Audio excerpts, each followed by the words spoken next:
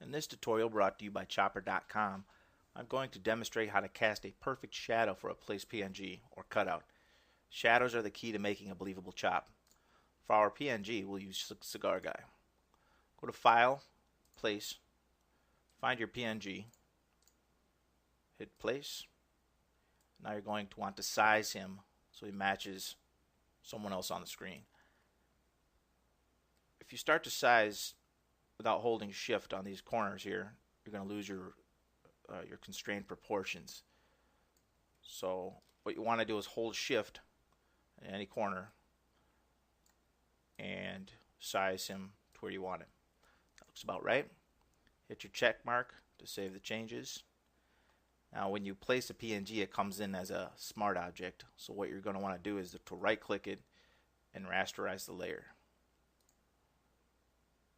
To create a shadow, duplicate the layer either by right clicking it, duplicate layer, or Control J. As you see, we got a Cigar Guy copy here. So move that below him. That's our shadow. Go ahead and shut off the top layer. Now our shadow, we want to make a full color. Double click to bring up your layer style. Go to Color Overlay.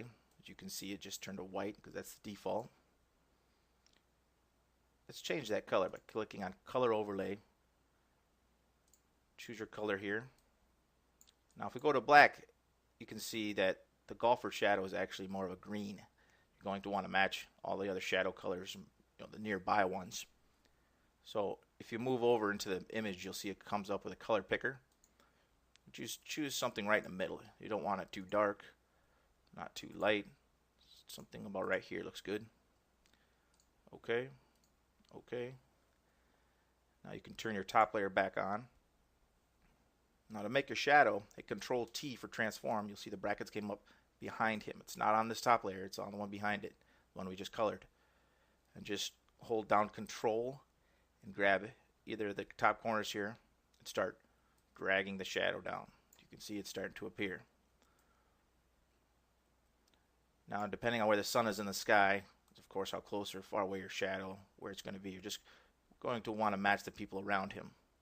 So we'll put it about right here. Looks fine. Check mark to apply that transformation.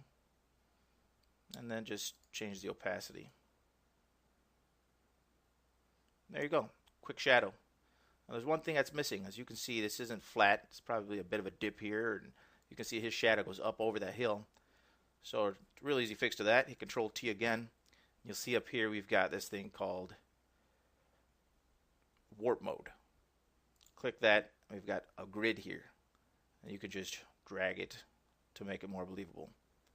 It doesn't really matter where the ground is. Once you make the shadow, the ground's going to appear that way. So let's go ahead and just warp it a little bit. Check mark to apply. There's our perfect shadow.